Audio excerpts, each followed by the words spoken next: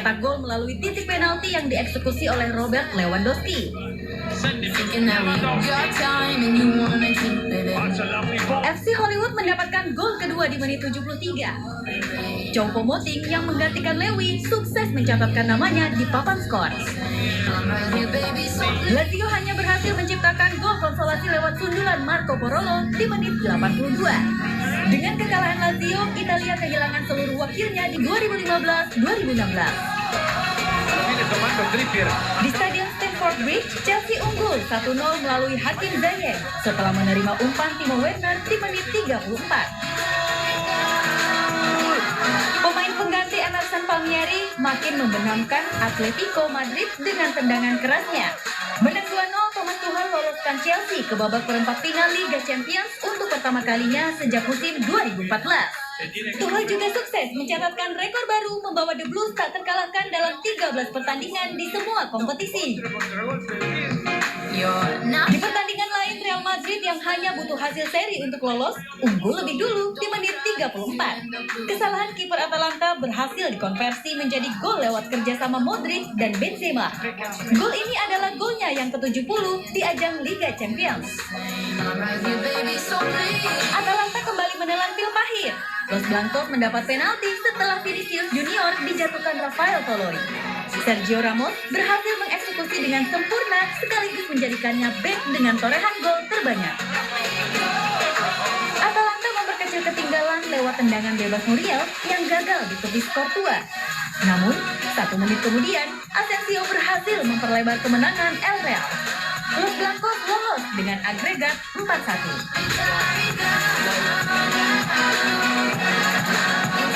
Wakil Inggris lain, Manchester City menguasai jalannya pertandingan saat menaklukkan wakil Jerman Borussia Mönchengladbach.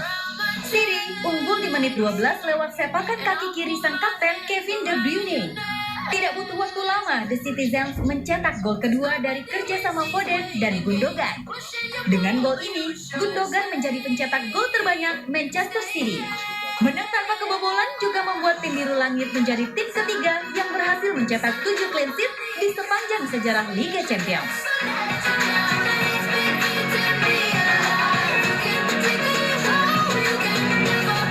Wah, gak sabar nih nunggu pertandingan-pertandingan seru babak perempat final nanti Sobat Kick Off.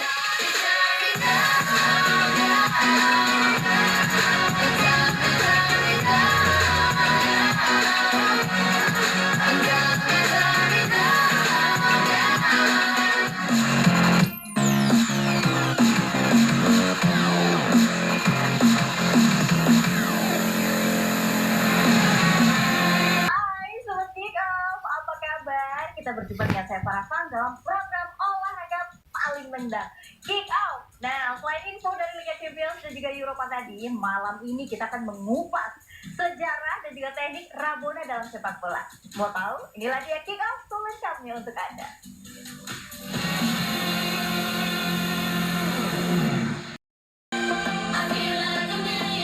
Terpilihnya kembali Laporta menjadi presiden Barcelona membawa angin segar bagi tim Blaugrana. Putra asli Barcelona ini diharapkan bisa membawa Barca kembali ke jalur kesuksesan seperti yang berhasil ia lakukan saat pertama kali menjadi presiden tahun 2003 hingga 2010.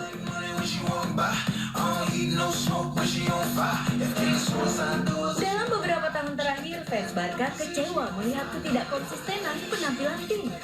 Puncaknya, kekalahan Messi dan kawan-kawan dari Paris Saint-Germain menandai kali pertama tim Blaugrana gagal lolos ke perempat final Liga Champions setelah 14 tahun.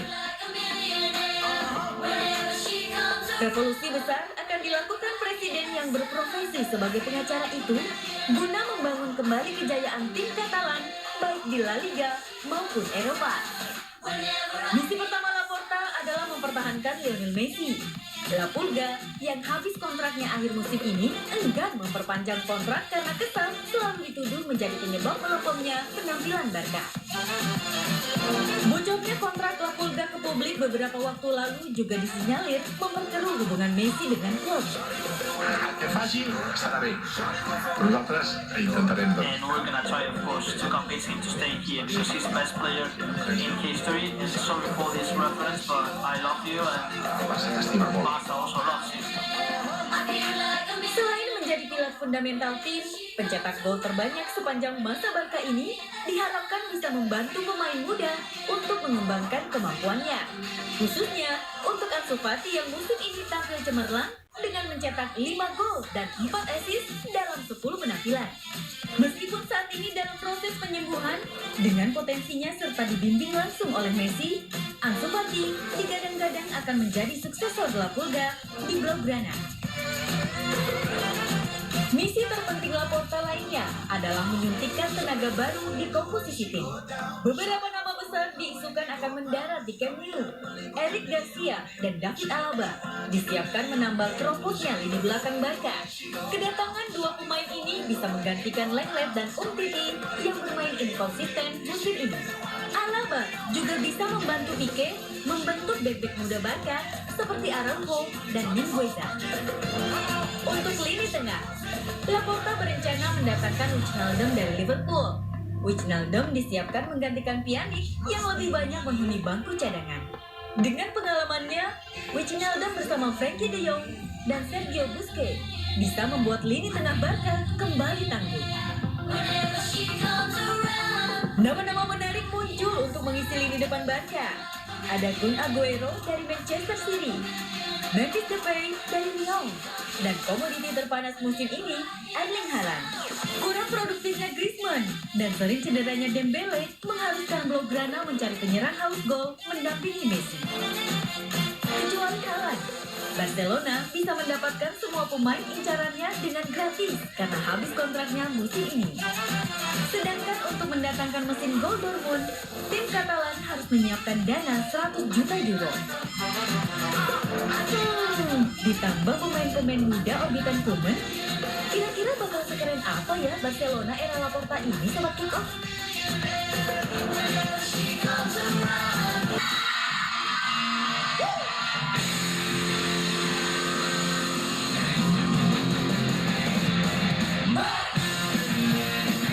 Setelah lama absen, kompetisi sepak bola bakal segera dilangsungkan di tanah air. Yang terdekat, tentu saja ajang Piala Menpora 2021. Turnamen yang diikuti oleh 18 klub ini rencananya akan kick-off pada minggu nanti. Seperti pertandingan-pertandingan sepak bola di tengah pandemi, Piala Menpora dipastikan tanpa penonton. Masyarakat dilarang datang ke stadion atau mengadakan acara nonton bareng, terutama di kafe-kafe. Pertandingan sepak bola tanpa penonton layaknya sayur tanpa garam, bakal terasa hambar bukan? Nah, beberapa klub di luar negeri sana punya terobosan menarik untuk menyiasati situasi tersebut. Mereka berkreasi sedemikian rupa demi memeriahkan pertandingan tanpa keberadaan penonton. Seperti yang dilakukan FC Seoul. Manajemen klub sepak bola asal Korea Selatan tersebut menempatkan puluhan boneka di tribun stadion dalam setiap laga yang mereka lakoni. Namun belakangan, aksi FC Seoul dikecam banyak pihak karena beberapa boneka yang dipajang adalah bonek seks. Hal serupa juga dilakukan Borussia Mönchengladbach. Klub kontestan Bundesliga tersebut meletakkan 13.000 boneka kardus bergambar supporter di stadion. Supporter Gladbach dilibatkan dalam aksi tersebut. Hanya saja, jika ingin fotonya dipajang di tribun, mereka diwajibkan membayar 19 euro. Manekin juga dipakai jawara Belarusia dan nama Brest demi memeriahkan stadion yang tanpa penonton. Hanya saja, manekin yang ditempatkan di Stadion Drells dibalut dengan jersey klub populer dari berbagai negara. Ide yang tak kalah kreatif dilakukan AGF Arbus. Demi menghidupkan atmosfer stadion, Arbus menghadirkan supporter mereka secara virtual melalui aplikasi Zoom. Pihak klub menempatkan layar-layar besar di pinggir lapangan untuk menampilkan wajah-wajah supporter yang menyaksikan pertandingan dari rumah masing-masing. Terobosan juga dilakukan FC Midtjylland. Rival abadi Arbus tersebut menyediakan sejumlah layar raksasa di area parkir stadion yang bisa disaksikan para supporter dari dalam mobil masing-masing.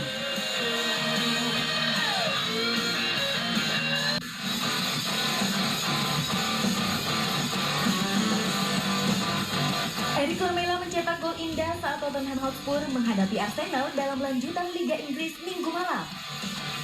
Gol itu dibuatnya dengan teknik Rabona, yakni menyepak bola dengan menyilangkan kaki kiri ke belakang kaki kanan. Ini bukan kali pertama Lamela mencetak gol dengan teknik Rabona. Ex-pemain AS Roma tersebut pernah melakukannya saat Tottenham menggebuk klub Yunani Asteras Tripolis 5-1 di ajang Liga Eropa 2014-2015. Rabona seperti menjadi jimat untuk pemain asal Argentina tersebut. Lamela sempat membuat takjub para pemandu bakat saat ia mencetak gol Rabona di Akademi River Plate.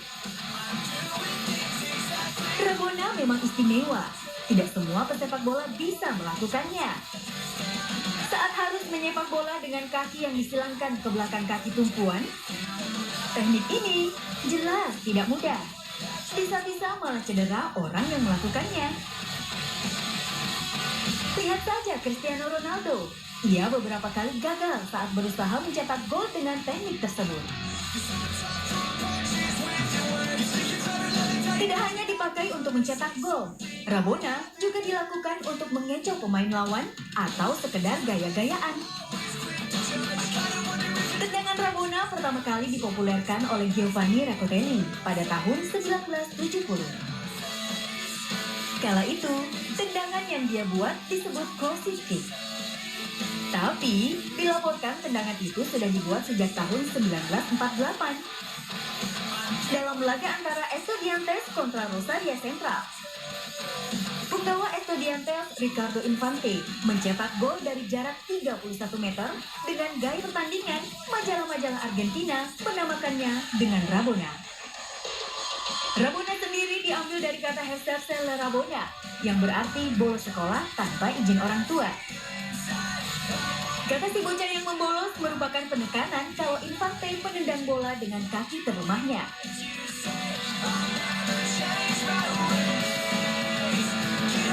Rabona memang menjadi salah satu atraksi dalam sepak bola modern.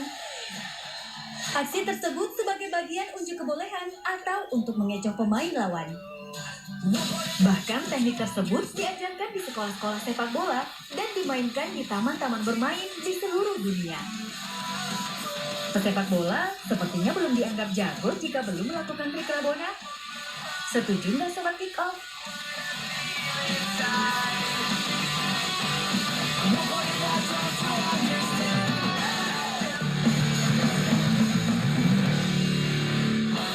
Juventus dikabarkan akan melepas Cristiano Ronaldo secara cuma-cuma sebelum kontraknya berakhir pada 2022 mendatang. Ronaldo akan dibiarkan mencari klub baru akhir musim ini. Real Madrid disebut-sebut tertarik untuk memulangkan kapten timnas Portugal tersebut ke Santiago Bernabeu. Zidane sendiri mengaku siap bereuni dengan top skorer sepanjang masa Madrid tersebut. Hanya saja, El Real yang tengah dilanda krisis finansial kesulitan untuk membayar gaji CR7 yang dinilai terlampau tinggi. Jika Ronaldo mau menerima pinangan Madrid, ia diminta menurunkan gajinya hingga 30% lebih.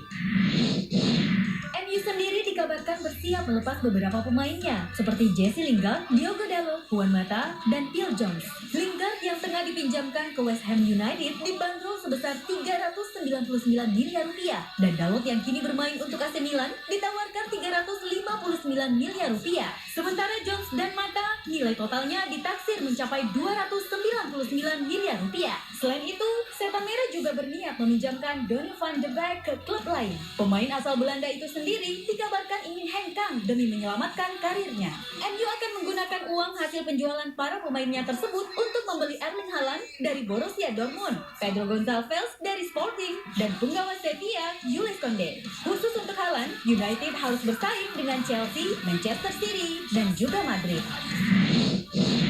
Dari Catalan, Barcelona disebut-sebut tengah mengincar gelandang Juventus Paulo Dybala. Demi mendapatkan penyerang Argentina tersebut, El Barça siap melepas Antoine Griezmann ke Allianz Arena.